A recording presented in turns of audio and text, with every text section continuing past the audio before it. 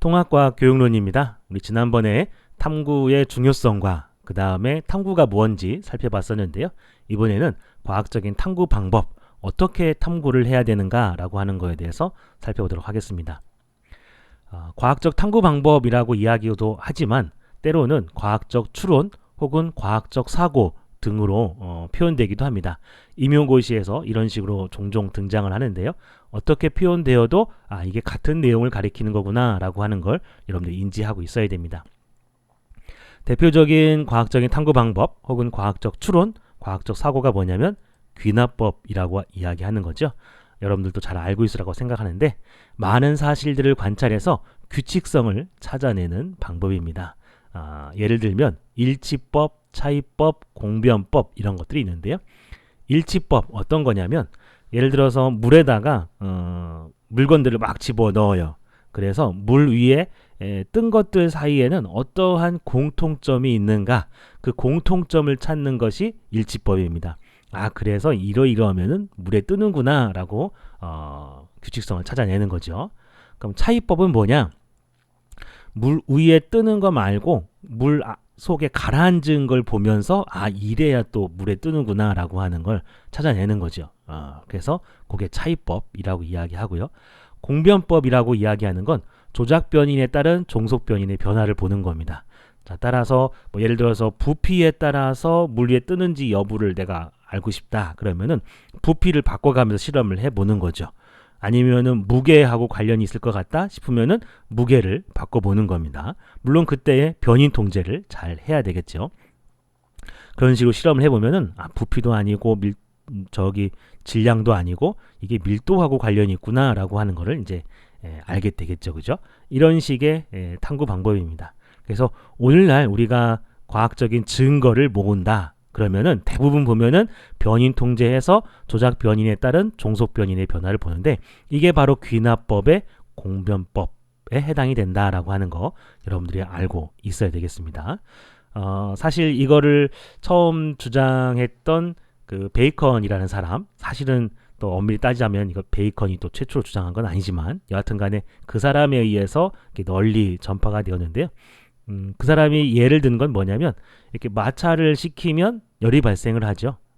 조금 더 일을 많이 해서 마찰을 시키면 열이 더 많이 발생합니다.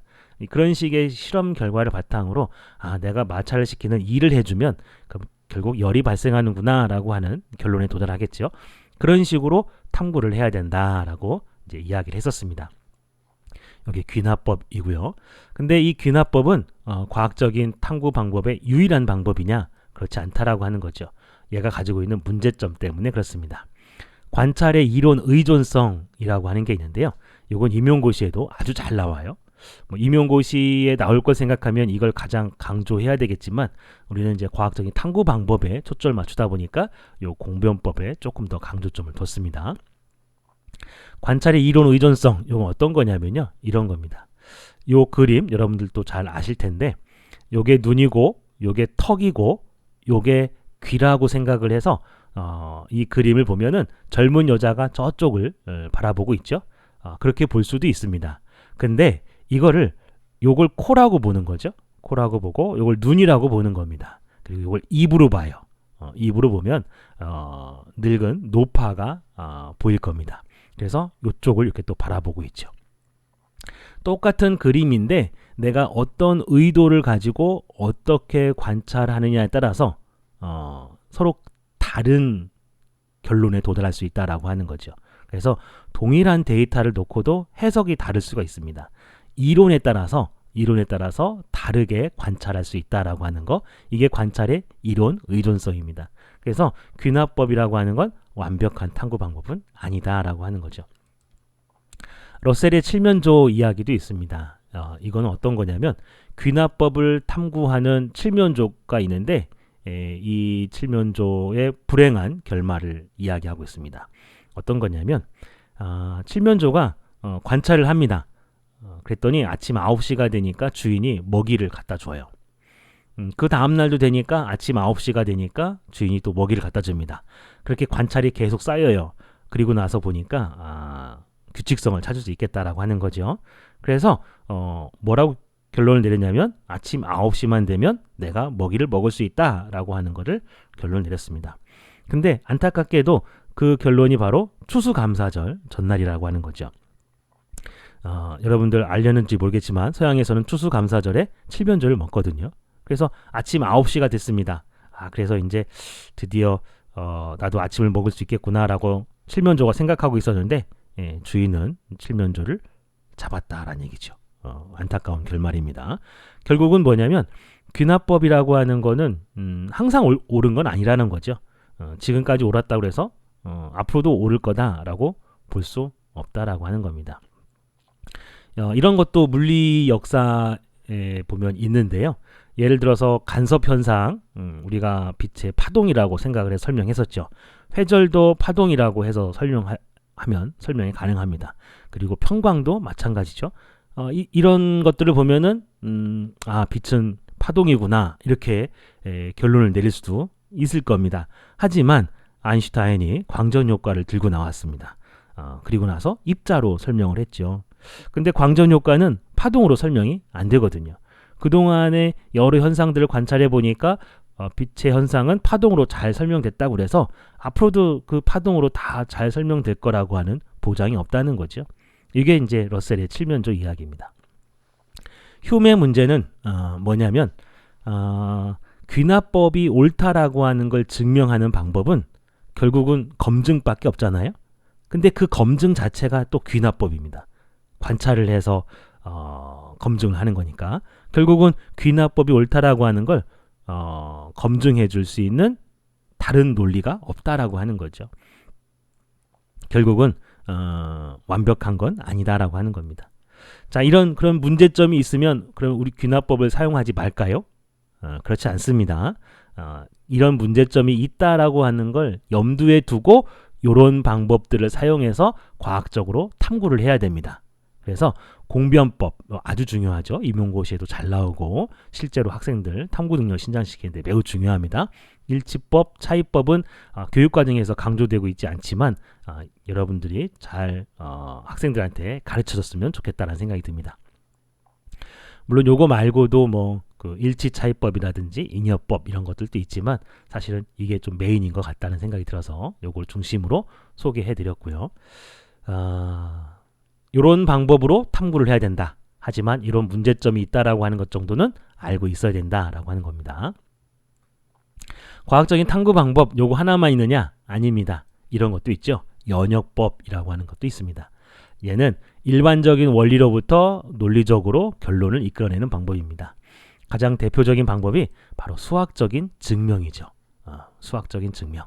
그래서 오늘날에도 보면은 논문을 쓰면 이런 공변법에 의해서 실험 데이터도 있지만 뭣도 있냐면 수학적으로 증명도 합니다. 이것도 아주 중요한 과학적인 방법 중에 하나거든요. 원리로부터 결론을 이끌어내는 방법 예를 들어볼게요. 여러분들 페르마 원리 알고 있나요? 빛이 어느 지점에서 다른 지점으로 이동할 때 최단 시간으로 이동할 수 있는 경로를 선택한다라고 하는 원리인데요. 그 원리로부터 굴절의 법칙이 증명이 되죠. 수학적으로 연역적으로 이끌어져 낼 수 있습니다. 이게 바로 연역법이에요. 또 여러분들 일반 상대성 이론도 바로 연역법에 의한 방법으로 만들어진 거죠. 관성력과 중력은 구분할 수 없다는 등가 원리로부터 출발을 합니다. 그 등가 원리로부터 수학적으로 또는 사고로 논리적인 사고로 우리가 결론을 이끌어낸 것이 일반 상대성 이론입니다. 따라서 이런 것들도 연역법이죠. 그래서 순수하게 연역법으로만 물리 법칙이 만들어지기도 해요. 또는 귀납법에 의해서만 만들어지기도 하고요.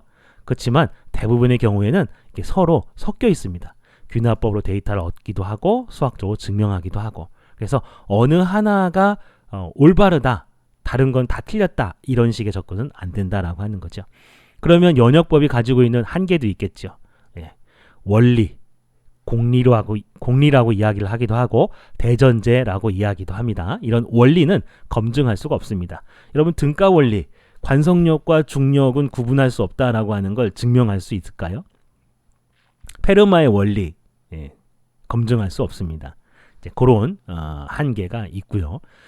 뭐 그 원리 자체가 증명할 수 없다 보니까 잘못된 걸 그 전제로 들면 결국은 잘못된 결론에 도달할 수밖에 없겠지요. 그런 문제들. 또 전제 없는 사실들을 이끌어낼 수가 없다. 일반 상대성 이론이라고 하는 거는 그 전제, 결국은 관성력과 중력은 구분할 수 없다라고 하는 곳에서 얻어낼 수 있는 것만 얻어낼 수 있어요. 그래서 일반 상대성 이론에 의한 그런 것들을 잘 살펴보면은 결국은 관성력과 중력이 같다라는 데서 얻어지는 것들입니다.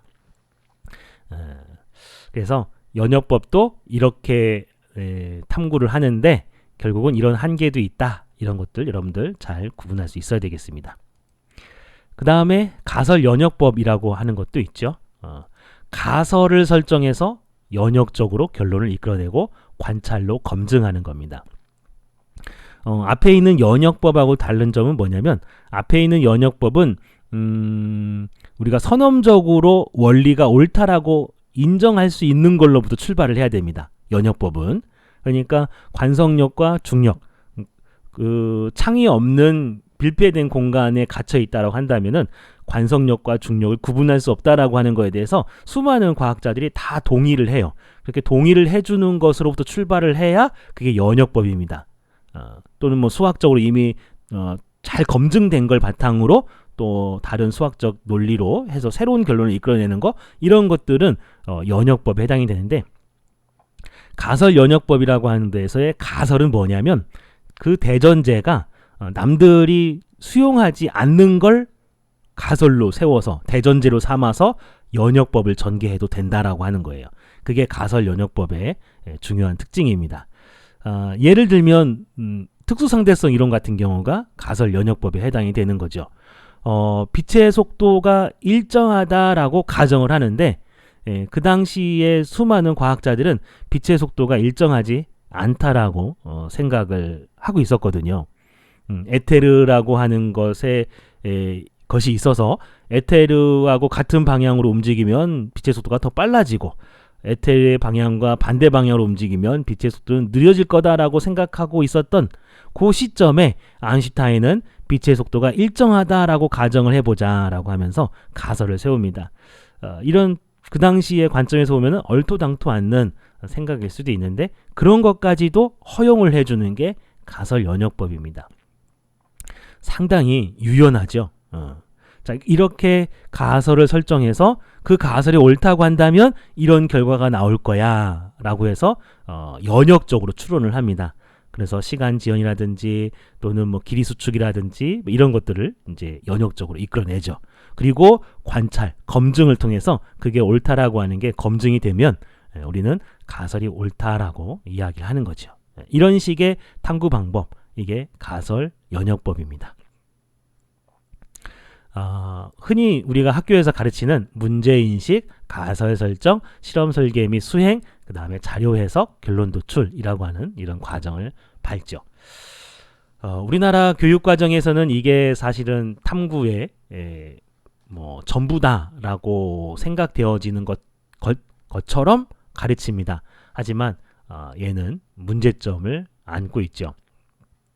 어떤 문제점이 있냐면 바로 후건 긍정의 오류가 있습니다. 후건 긍정의 오류는 뭐냐면 그게 검증이 되어도 가설이 옳다라고 말할 수 없다는 거죠. 그러니까 빛의 속도가 일정하다라고 가정을 해서 길이 수축을 예측을 했습니다. 수학적으로 막 연역적으로 계산해 보니까 길이가 수축돼야 될 것 같아. 그리고 실제 실험을 해보니까 수축돼요. 그렇다고 해가지고 빛의 속도가 일정하다라고 이야기할 수 있느냐? 논리적으로만 놓고 보면은 그렇지 않다라고 하는 거죠.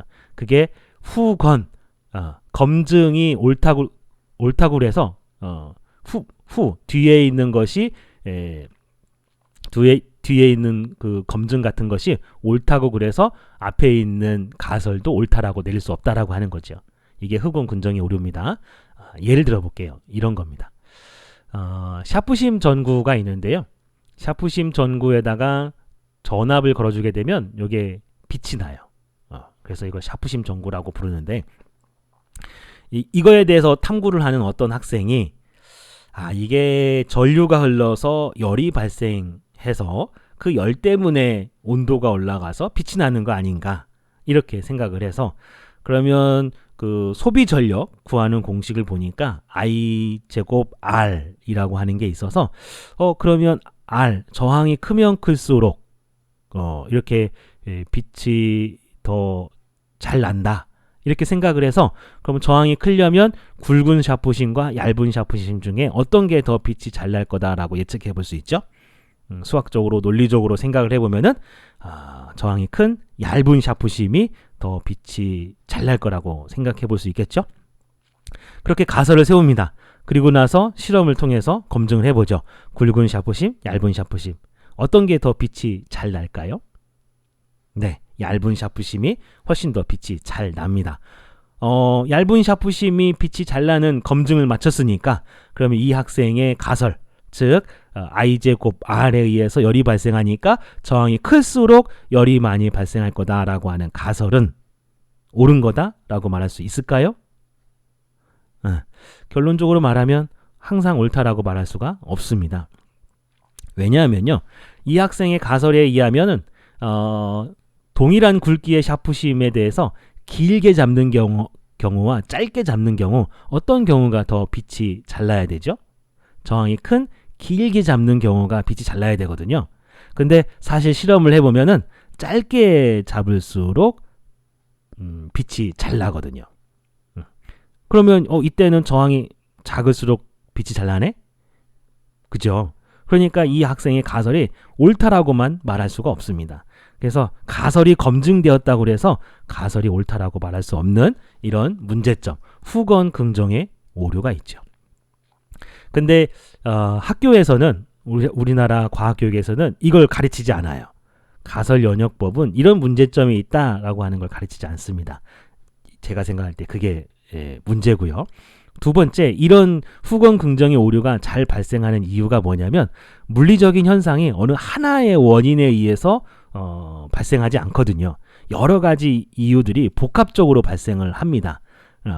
근데 이 가설 연역법이라고 하는 거는 단일 원인에 의한 현상들을 설명할 때에는 의미가 있어요. 원인이 딱 하나밖에 없다라고 이야기를 한다고 한다면 그 가설을 세웠을 때 아니다 그러면 아닌 겁니다. 그죠? 근데 검증을 했더니 맞아요. 그럼 단일 원인에 의한 현상일 경우에는 그게 맞습니다.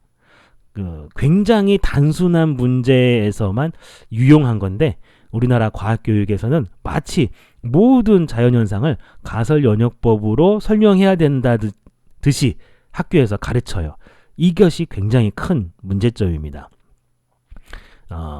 우리나라 교육학자들도 매 마찬가지죠. 이것이 가지고 있는 한계점과 문제점 이런 것들을 언급하지 않습니다. 그래서 여러분들은 이런 부분들을 좀 잘 알고 있어야 될 것 같아요.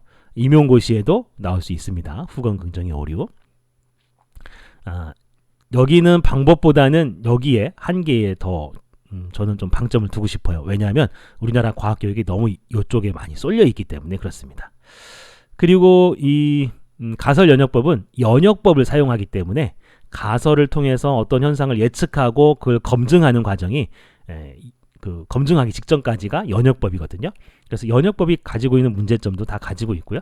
그리고 그걸 검증한다라고 하는 것 자체는 또 귀납법의 방법을 사용합니다. 이런 문제점들이 있다라고 하는 거죠. 요거 말고도 규칙법이라고 하는 탐구 방법도 있어요.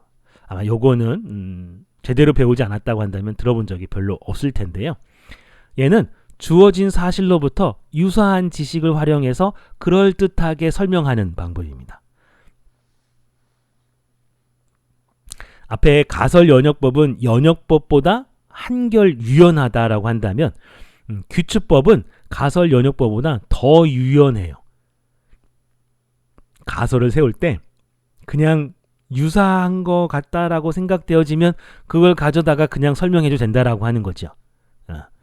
그래서 그럴듯한 가설을 만들 때 우리가 규칙법을 사용합니다. 예를 들어서 이제 영이라는 사람이 이중 슬릿 가지고 실험을 했어요. 근데 그 사람이 빛을 파동이라고 가정을 해서 설명을 했단 말이죠.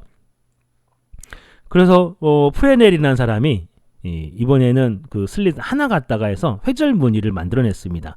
근데 그거를 설명할 때 어떻게 가설을 세워서 설명하냐면 0이라는 사람이 했던 것처럼 경로 차이에 의한 간섭으로 설명을 했으니까 나도 이 회절 무늬도 경로 차이에 의한 간섭으로 설명을 해보자, 이런 식의 생각을 하는 거죠. 앞에서 설명한 사람들과 비슷한 지식을 활용해서 그럴듯하게 설명을 하는 거죠. 이런 방법이 귀추법입니다. 과학자들은 이런 방법 아주 잘 사용하죠. 그래서 이미 널리 알려져 있는 다른 사람들이 사용했던 방법과 비슷한 방법으로 설명을 하죠. 그래서 이 귀추법도 과학적인 탐구 방법입니다. 근데 뭐 여러분들이 바로 느낄 수 있듯이 논리적인 허점이 굉장히 많아요. 비슷하다고 해서 꼭 그 방법인 건 아닌 거죠. 비슷해도 서로 다르게 해석해야 될 수도 있을 수 있습니다. 그죠? 그래서 과학적인 방법은 여러 가지 방법들이 있는데 어느 하나만 올바른 것이 아니다. 모든 방법을 다 우리는 동원할 필요가 있다. 근데 그 방법을 사용할 때에 그 방법이 가지고 있는 한계점과 문제점, 이런 것들을 우리는 알면서 써야 된다라고 하는 거죠. 그냥 가설 세워서 예측해서 그 예측이 옳았다라고 하는 걸 검증했다고 해서 무식하게 그 가설이 옳다라고 이야기하면 안 된다는 얘기죠. 옳을 가능성도 있다라고 하는 거죠. 틀릴 가능성도 있고, 이런 식의 겸손한 자세를 가져야 된다라고 하는 겁니다. 귀납법, 연역법, 가설 연역법, 귀추법, 어떻게 탐구하는지, 어떤 문제점이 있는지 여러분들이 잘 알고 있어야 되겠습니다. 교육과정에서 탐구과정이라고 해가지고 소개하고 있는 게 있습니다. 기초탐구과정, 통합탐구과정이라고 하는 건데요. 이것도 탐구 방법을 이해하는데 아주 중요한 단서가 되니까 여러분들이 꼭 알고 있어야 되겠죠. 관찰이라고 하는 건 오감, 뭐 시각, 그 다음에 청각, 촉각, 뭐 이런 걸로만 하는 것이 아니라 그 오감과 함께 도구를 이용해서 필요한 정보를 획득하는 과정, 그걸 관찰이라고 합니다. 다음에 분류, 공통적인 속성을 바탕으로 범주화를 하는 거죠. 우리가 귀납법에서 일치법하고 같은 거다라고 하는 겁니다. 또는 뭐 차이법, 차이가 있어야 서로 또 분류를 하겠죠. 관찰, 분류, 측정. 관찰을 정량화합니다. 수치화시키는 거죠. 그거를 우리가 측정이라고 이야기합니다. 관찰과 측정의 여러분들 차이점 이해를 하고 있어야 되겠습니다. 측정은 정량적인 거, 관찰은 정성적인 거, 이렇게 이해를 하면 되겠습니다. 예상이라고 하는 게 있어요. 얘는 규칙성을 바탕으로 내삽과 외삽을 통해서 일어날 일을 짐작을 합니다. 뭐 예를 들어서 요즘에 코로나19가 굉장히 심각한데요. 미국의 증가 속도가 뭐 이탈리아보다 더 가파르기 때문에 미국의 누적 확진자 수가 이탈리아보다 더 많아질 거다라고 예상할 수 있겠죠? 이런 것들이 바로 예상이라고 합니다. 그래서 예상이라고 하는 거하고 이제 그 뒤에 이야기하겠지만 추측이나 가설 이런 거하고는 여러분이 조금 구분을 잘 해야 됩니다. 헷갈릴 수 있어서 빨간색으로 표현을 해봤어요. 다음에 추리라고 하는 게 있습니다. 추리라고 하는 건 관찰한 사실을 바탕으로 해석하고 설명하는 활동. 그러니까 관찰 넘어서 그 무언가에 대해서 이야기를 하면 그건 추리입니다. 추리죠. 예상과 조금 달라요. 예상이라고 하는 건 그 규칙성 범위 안에 있습니다. 규칙성 범위 안에 있는데 추리라고 하는 거는 그 규칙성 밖에 있는 것까지도 해석하고 설명하는 거죠. 훨씬 더 넓은 의미입니다. 의사소통. 이거 이제 2015 개정교육과정에서 새로 등장한 기초탐구 과정입니다. 그래서 임용고시에서 출제가 됐었죠. 의사소통은 다른 사람과 생각, 정보를 주고받는 이런 활동을 이야기합니다. 앞에서도 이야기했듯이 언어적인 것도 뿐만 아니라 말, 글로도 쓰는 것도 의사소통의 일부분입니다. 그래서 이런 것들이 기초탐구 과정인데요. 기초탐구 과정은 언제 배우냐면 초등학교 저학년 때 배워요. 초등학교 1, 2, 3학년 때 배운다 이렇게 생각하면 되겠습니다. 근데 이런 것들이 꼭 초등학교 때만 사용하느냐? 아닙니다. 그죠?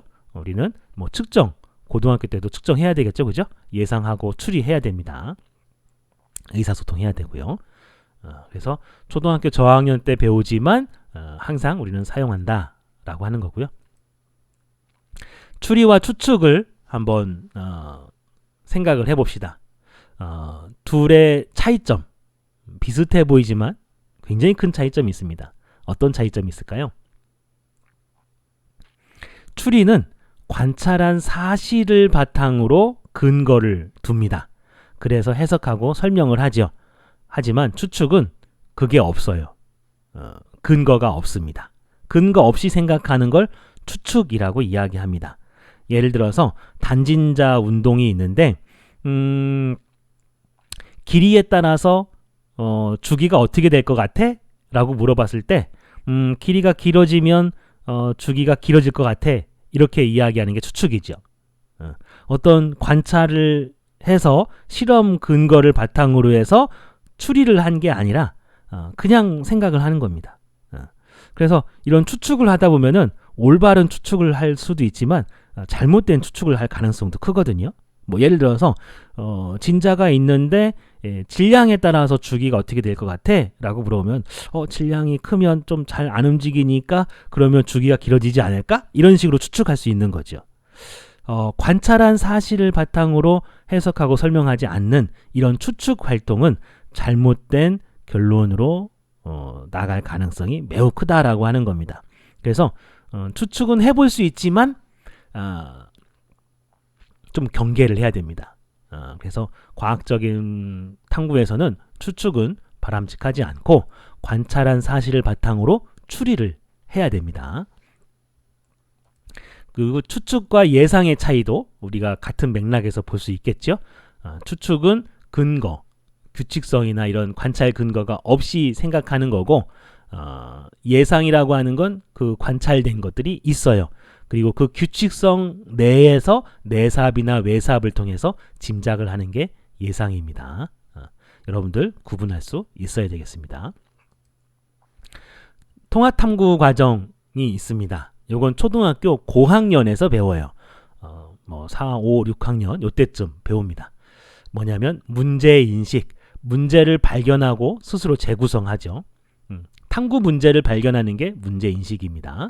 그 다음에 가설을 세우죠. 자, 가설. 앞에서 생각했던 추리와 추측 이런 것들과 좀 구분을 해야 됩니다. 자, 가설은 뭐냐면 현상의 원인에 대해서 어떤 관측한 게 있죠. 관측 결과 그게 현상인데 그거의 원인에 대해서 과학적이고 논리적인 설명, 잠정적인 설명을 우리가 가설이라고 이야기합니다. 그래서 추리의 과정을 거쳐서 그러니까 추리라고 하는 건 관찰된 규칙성을 바탕으로 해서 그 너머에 있는 다른 것까지 이야기한다고 그랬죠. 그 너머에 있는 것이 원인이고 그거에 대해서 과학적이고 논리적으로 설명을 했으면 그걸 우리가 가설이다라고 이야기할 수 있는 거죠. 그래서 추리의 과정을 거쳐서 원인에 대한 설명을 하면 그게 가설입니다. 원인에 대한 설명을 하면 그게 가설이다라고 하는 거 여러분들 기억하고요. 변인 통제 뭐 잘 알고 있죠. 조작 변인에 따른 종속 변인의 변화를 실험할 때에 두 변인을 제외한 나머지들은 일정하게 유지를 해줘야 됩니다. 임용고시에 아주 잘 나오죠. 변인 통제 잘 드러나야 되고요. 자료 해석 이렇게 변인 통제에 의해서 귀납적으로 데이터를 얻으면 그거를 그래프를 그리죠. 그래서 그래프로 그려서 자료를 변환하고 의미 있는 관계나 경향을 추리하는 과정, 그걸 우리가 자료 해석이라고 부릅니다. 결론 도출, 문제에 대한 해답이나 가설 이런 판단을 내리는 걸 결론 도출, 그리고 이거를 귀납이나 외삽 뭐 이런 걸 통해서 포괄적인 의미를 이끌어내는 걸 일반화라고 이야기를 합니다. 이런 것들이 이제 통합적인 탐구 과정이라고 이야기를 하고요. 초등학교 고학년 때 배우지만 중학교 때도 고등학교 때도 계속 사용해야 됩니다. 자, 굉장히 중요한 거죠.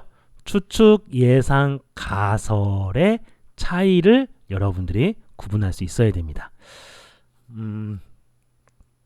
어떻게 다르죠?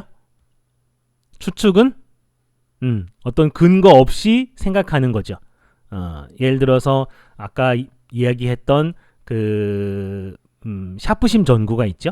샤프심 전구에서 근거 없이 아무 생각 없이 길이가 짧으면 열이 더 많이 발생할 것 빛이 더 밝을 것 같아. 이렇게 근거 없이 이야기하면 추측이 됩니다.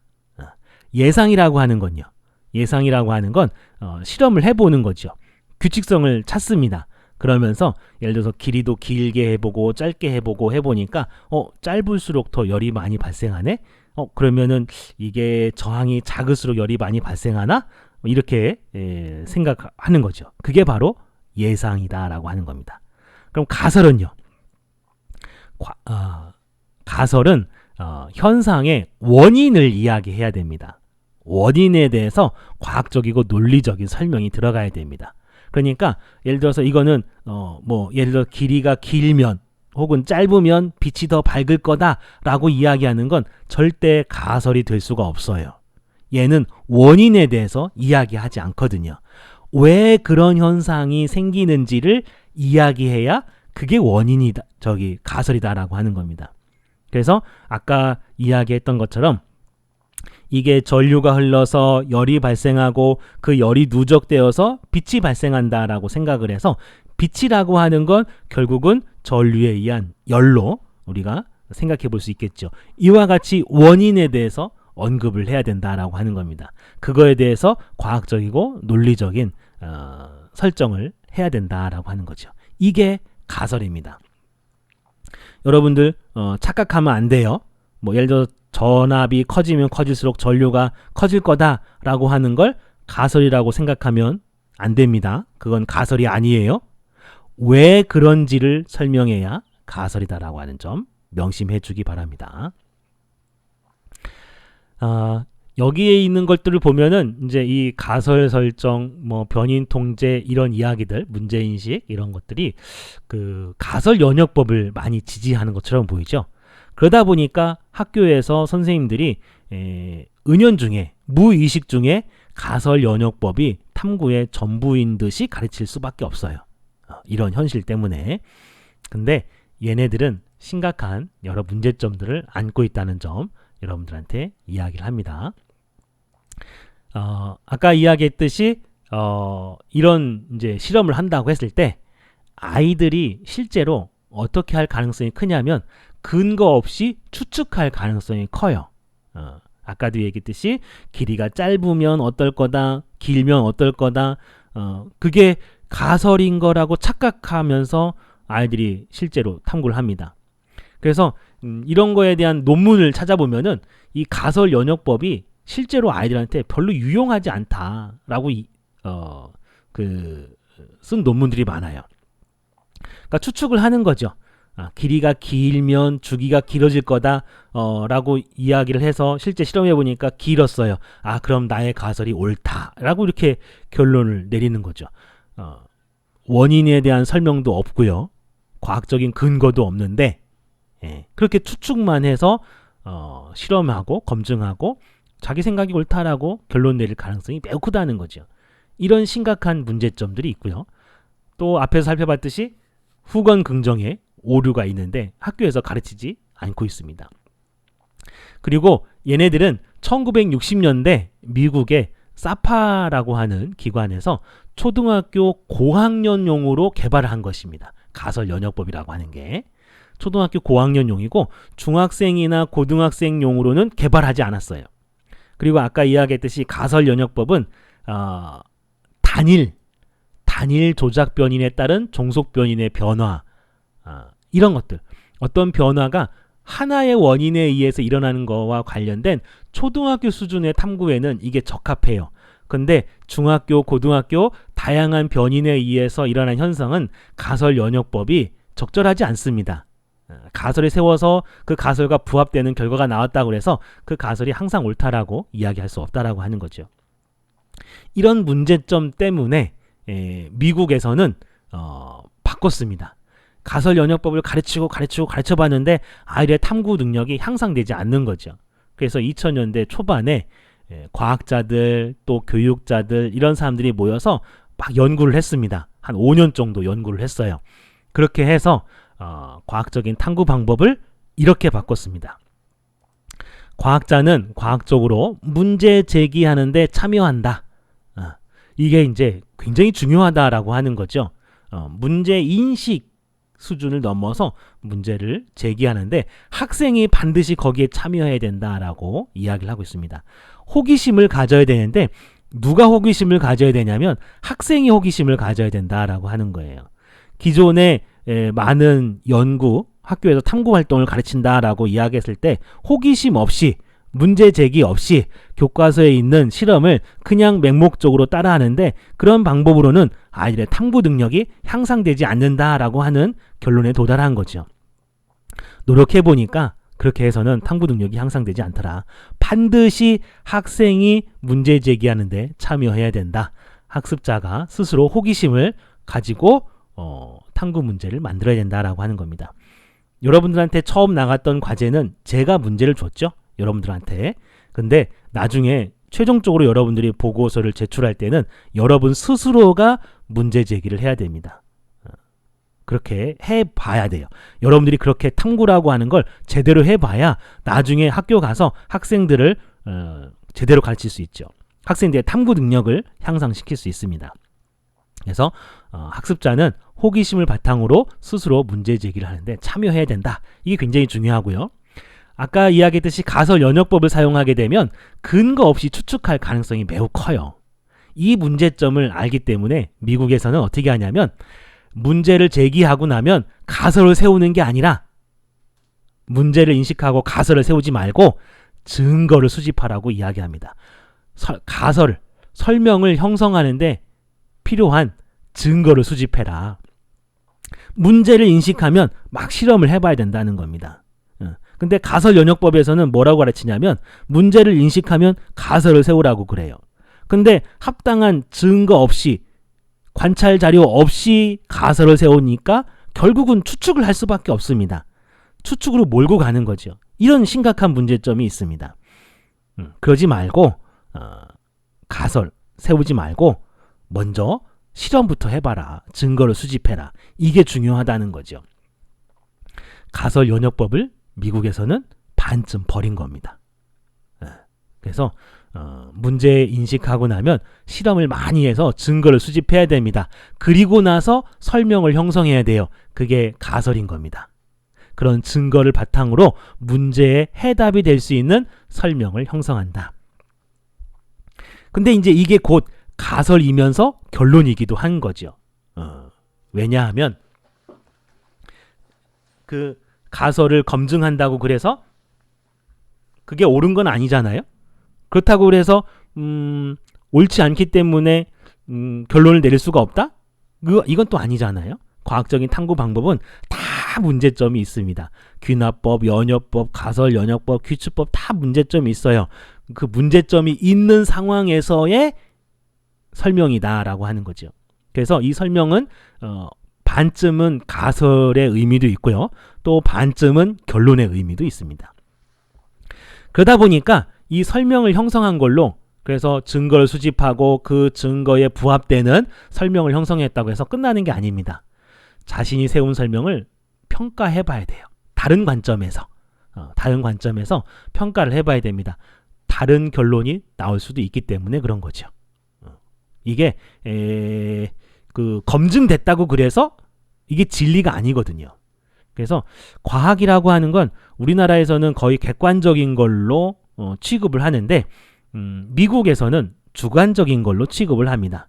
그래서 증거를 수집해서 설명을 했다고 그래서 그 규칙성을 찾아서 나름대로의 해답이 될 수 있는 설명을 찾았다고 그래서 그것이 진리다라고 생각하지 않아요. 그건 주관적인 거라고 생각을 합니다. 그래서 스스로의 생각을 다른 관점에서 설명할 수 있는지를 평가해 봐야 됩니다. 그래서 나의 생각과 다르게 생각을 해서 내 설명을 반박하더라도 그거에 대해서 귀 기울일 수 있는 자세가 되어 있어야 됩니다. 그래서 마지막으로는 자신이 만든 그 설명을 다른 사람들 앞에서 발표하면서 정당화를 해야 됩니다. 이런 정당화할 수 있는 기회를 가져야 된다. 그래서 이런 5단계로 탐구 방법, 탐구 과정을 미국에서는 바꿨어요. 가설 연역법을 1960년대에서 쓰다가 한 40년도 써보니까 이렇게 해서 아이의 탐구 능력이 향상되지 않다 보니까 이렇게 바꿨습니다. 그럼 우리나라는 어떨까요? 예, 우리나라는 이제 소위 지식인이라는 사람들이 가설 연역법을 배워가지고 학생들한테 자꾸 가설 연역법만 강조를 합니다. 그래서 우리나라는 요 틀을 아직 못 벗어나고 있어요.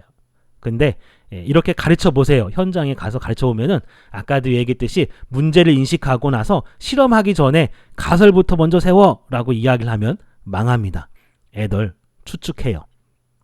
그리고 그 아이들 후건 긍정의 오류를 마구마구 범할 겁니다.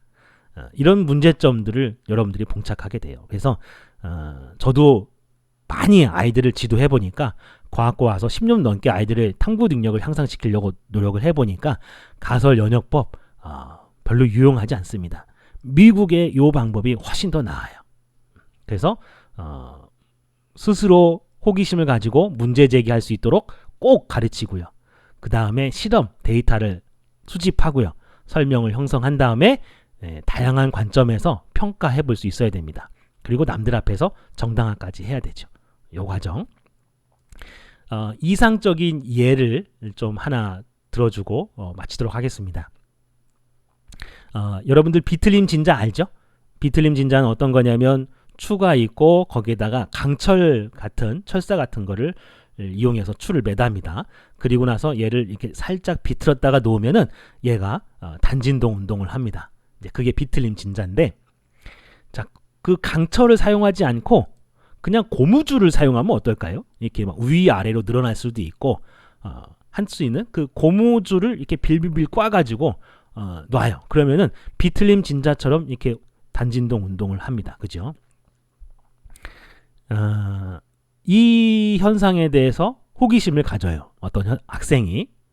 그러면은 이 학생이 예를 들어서 비틀림 진자를 배워서 알고 있으니까 그럼 얘도 좀 비틀림 진자하고 비슷하지 않을까? 이렇게 생각해 볼 수 있겠죠? 그게 바로 이제 규칙법입니다. 자기가 알고 있는 지식을 바탕으로 해서 비슷하면 그냥 가져다가 이것도 그러지 않을까라고 생각을 하는 거죠. 규칙법을 써서 그렇게 생각을 해볼 수도 있습니다. 근데 그렇게 생각했다고 해서 그 생각이 맞는지 틀린지를 바로 검증을 하는 것이 아니라 어떻게 하는 게 좋냐면 먼저 다양하게 실험을 해보는 거죠. 우선 얘가 단진동이다라고 생각이 들면 감은 수를 바꿔가면서 실험을 하는 겁니다. 여러 번 감으면 감아서 실험을 해보는 거죠. 그랬더니 회전 주기가 바뀌지 않더라. 거의 차이가 없다. 이거는 그러면 좀 비슷하지 않나요? 그 진폭에 관계없이 그러니까 비틀림 진자에서도 회전 가계 관계없이 주기가 일정하잖아요. 그럼 그거하고 비슷하니까 가능성이 있겠구만. 이렇게 생각해 볼 수 있고, 또 회전 주기를 길이에 따라서도 실험을 해봐요. 근데 이 줄의 길이에 따라서 실험해 보니까 이런 모양이 되는데 루트를 씌워 보니까 이와 같이 직선으로 나타나더라 라고 하는 거, 이런 데이터도 얻어내고요. 또 줄의 개수도 바꿔가면서 실험을 해봅니다. 하나, 둘, 셋, 넷 이렇게 바꿔서 실험했더니 줄의 개수의 역수에 비례하는 듯한 이런 실험 결과가 나오더라. 자, 이런 결과들을 보면서 이제 가설을 정교해 나가는 거죠. 이렇게 해서 한 거하고 이렇게 데이터에 근거 없이 가설을 세운 거하고는 하늘과 땅 차이인 거죠. 일단 회전수에 관계 없으니까 진폭에 관계 없으니까 그 각하고 관계가 없으니까 더욱 확신이 들겠죠. 이렇게 가설을 세울 수 있습니다. 마이너스 K 세타 이퀄 I 알파라고 하는 운동 방정식을 세워서 요걸 풀면 주기 T는 2파이 루트 K분의 I 이렇게 나오는 거죠. 자, 그러고 나서 요 K도 조금 더 구체적으로 특정화 시킬 수 있습니다. 길이에는 반비례하고 그 다음에 가문수의 제곱에는 비례하는 K로 할 수 있겠죠. 그래야 제곱에 비례해서 이 분모에 들어가면 루트 나오면 반비례하는 결과가 나오겠죠. 그죠? 이런 식의 가설을 세울 수 있습니다. 자, 가설을 세우고 나면 이제 스스로의 생각이 옳은지 그른지 좀 다른 관점에서도 좀 평가를 해봐야 되겠죠. 어떻게 하냐면 여기에 보니까 내가 실험하지 않은 변수 하나가 들어가 있습니다. I, 회전관성 I가 들어가 있어요. 그러면 회전관성을 변화시켜 가면서 실험을 해보면 주기가 어떻게 될지 예측할 수 있겠죠. 회전관성이 뭐 증가되면 증가될수록 뭐 주기가 길어진다, 뭐 제곱근에 비례해서 증가한다든지 뭐 이런 걸 예측할 수 있습니다. 자, 그러면은 내가 세운 가설이 맞는지 틀린지 한 번 더 검증해 볼 수 있겠죠. 학생들이 어떻게 실험을 했냐면 이 원통형 형태의 그 추를 만들어요. 회전 추를 만들고 그러면 이 반지름이 일정하잖아요. 그러면 회전 관성이 뭐에 의해서만 좌우되냐면 질량에 의해서만 좌우되겠죠. 그래서 질량을 다르게 하면서 이걸 잘라냅니다. 잘라내서 질량을 점점점 줄여요. 그러면 회전 관성도 점점점 줄어들겠죠. 그러면 과연 주기가 회전 관성의 제곱근에 비례하는지를 알 수 있겠죠. 아이들이 이렇게 실험을 해서 해봤습니다. 그랬더니 추의 무게 요걸 잘라내서 점점 작아지니까 회전 주기도 작아지더라. 근데 그거에 루트를 씌우니까 선형적으로 이렇게 나타나더라 라고 하는 거죠. 이런 식의 검증을 거쳐서 나의 가설이 옳구나, 이 정도면 남들 앞에서 발표해도 되겠구나 라고 하는 이제 확신이 들겠죠. 그리고 난 다음에 남들 앞에서 이렇게 발표를 하자라고 하는 거죠. 이 실험을 본 그 카이스트 교수님께서 극찬을 하시더라고요. 탐구라고 하는 건 이렇게 해야 된다라고 하는 겁니다. 그래서 여러분들도 나중에 학생들을 가르칠 때 뭐 가설 연역법도 가르치지만 얘가 가지고 있는 문제점 때문에 어떤 현상을 보면 그냥 바로 가설을 세우지 말고 다양하게 데이터를 수집해봐라. 그러면서 그 데이터에 부합되는 가설을 한번 세워봐라. 뭐 이런 식으로 해서 아이들한테 이야기를 했으면 좋겠습니다. 보통 논문 쓸 때는 그렇게 데이터를 수집해서 설명, 가설을 딱 세우고 나면 그게 논문의 끝이에요. 그렇게 해서 논문 쓰기도 합니다. 그래도 된다라고 하는 거죠. 자, 오늘 이렇게 해서 과학적인 탐구 방법에 대해서 자세히 살펴봤습니다.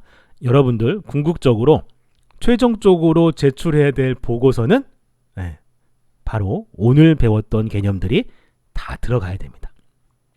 그거 말고 다음 주에도 여러분들한테 또 새로운 지식들을 가르쳐 줄 텐데 그런 지식들이 충분히 담겨서 보고서를 써야 돼요. 그래야 좋은 성적이 나간다는 점 명심하고 최선을 다해 주기 바랍니다.